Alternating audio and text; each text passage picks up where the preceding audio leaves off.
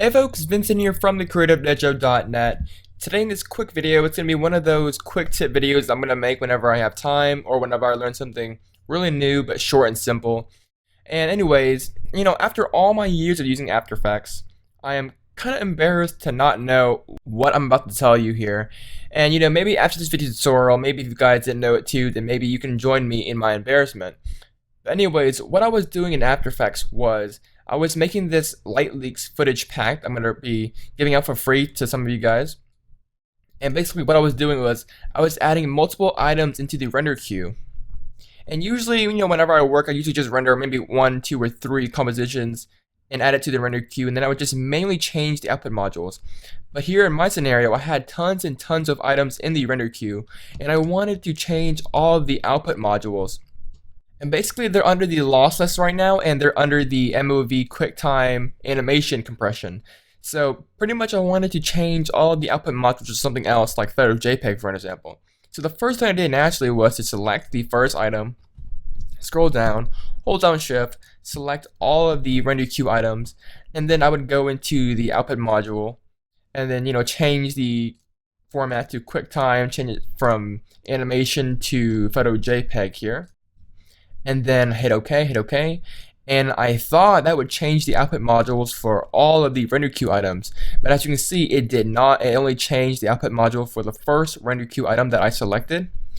So at first I started to do it all manually. I went into the second composition, changed the output module, went to the third, and changed the output module until I got fed up with it, and then I decided to search it up on the Creative Cow.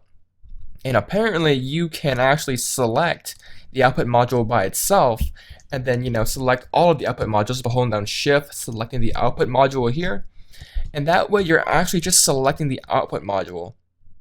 So I thought, okay, now that I have that selected, we can go into the output module again and then change the format to photo JPEG once again, and then hit OK.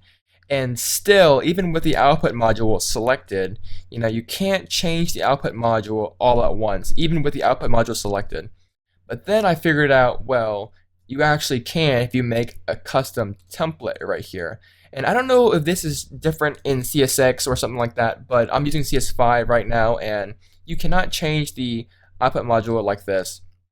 But you can change it with a template. So I'm going to click away here. I'm going to create a new template here, so we can hit make template, and then we can call this custom template. We can change all of our settings here, and then you can go into edit. You can change the format to QuickTime, change the photo video codec to photo JPEG, set the quality down to maybe like 92 or so, hit OK, and then once you have your custom template done, you can hit OK. And then once again, we can select all the output modules once again.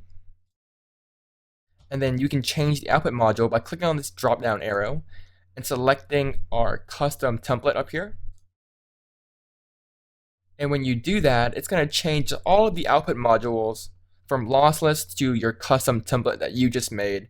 And of course, my custom template is photo JPEG at 92 quality. So that's pretty much how you change all the output modules or multiple output modules at once in the render queue. I don't know why they can't just make it a little bit more obvious where we can just select all of the render queue items and then go into the output module, so on and so forth. But that's pretty much how you change the output module multiple times for different or multiple render queue items. So just a really quick tip. If you didn't know this, let me know in the comments down below, because I didn't know it until now. Pretty embarrassing, but pretty useful tip if you have a lot of items in the render queue and you want to change all the output modules at once. So once again, a really quick tip. My name is Vincent Nguyen. I'll see you guys in the next tutorial. Bye guys.